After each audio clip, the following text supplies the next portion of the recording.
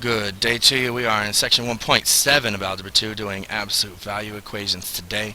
Going to be very similar to what you have been doing with your regular equations. It's nothing new. You've done this in Algebra 2. Absolute value is talking about your distance from 0. So if we're looking at a number line, we're looking at 0, a -3, and a +3.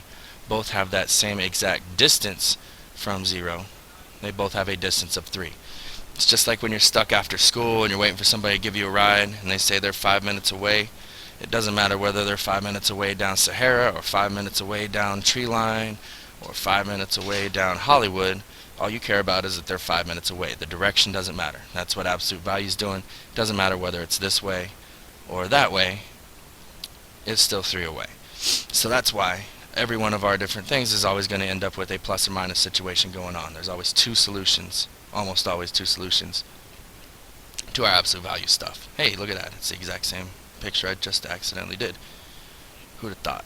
Alright, so what's going to happen is when we take our absolute value, we get it by itself. So we get the whole absolute value thing by itself. It equals our number over here.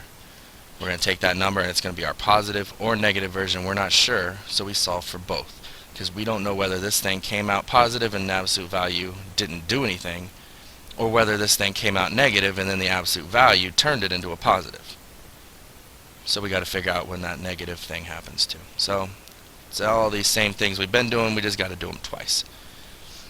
Alright, so the big thing that we're going to make mistakes on is right here. Our absolute value is not all by itself. This 3 is in the way. So what we had to do is we had to subtract 3 from both sides to get our absolute value all by itself. We need the absolute value equal to a number before we can do the plus minus thing and solve. So here we subtract our 3 over, now the absolute value is by itself. So now we can take the time to decide whether the 5x plus 1 came out to positive 11 or whether it really came out to negative 11 and the absolute value made it positive. So you go through your different steps of solving. They're going to be the exact same steps each time. We're subtracting 1, dividing by 5 here. And we get our positive 2. You do the same thing here, -1, divide by 5. And we get our negative 12 over 5. So 2 solutions. Most of the time, these things aren't all going to turn out pretty. You're going to get some ugly answers like that. Leave your fractions alone. Those are the best ways to do it. Don't go typing it in and making a decimal. So here, we got x minus 3 equal to 5. My absolute value is all by itself. So we could do the x minus 3 equals 5 here. Equation 2, x minus 3 equals our negative 5. We're going to do the exact same steps to solve by adding 3. And we get x equals 8 here, or add 3 here, and get x equals our negative 2. So x equals 8, or x equals negative 2. That's the standard way to go. What I like to do is kind of do all those steps at once. X minus 3 equals 4, but kind of like our inequalities that we were doing a minute ago, we're going to go and put negative 4 on this side. So now it's kind of like we got the exact same thing as our inequalities, only we've got the equal signs and we solve it all at once. So if I'm doing plus 3 on both sides, I'm going to do it over here on the third side as well. Get my negative 1 equals x equals 7. It's not technically right, but we're getting the exact same 2 answers. We're writing a little bit less, and we're making sure we do the same steps for them both. So we're going to make less mistakes that way. So if you just want to take and put equals negative 3 on this side because my absolute value is already by itself, then we're all ready to go and we've got our 3 parts and we can solve away. Subtract 9 gives us, what is that, negative 12 equals 5x equals negative 6. And then we're going to go and divide by our 5, not just on both sides but on all 3.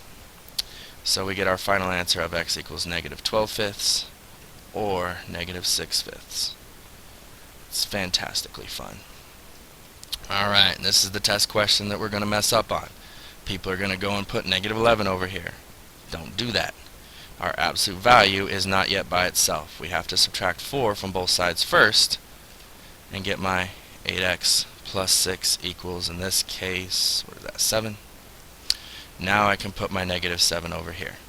This is the most common mistake, other than kids just not doing the problem because they're lame, is forgetting that we need to get rid of this guy first and get our absolute value alone.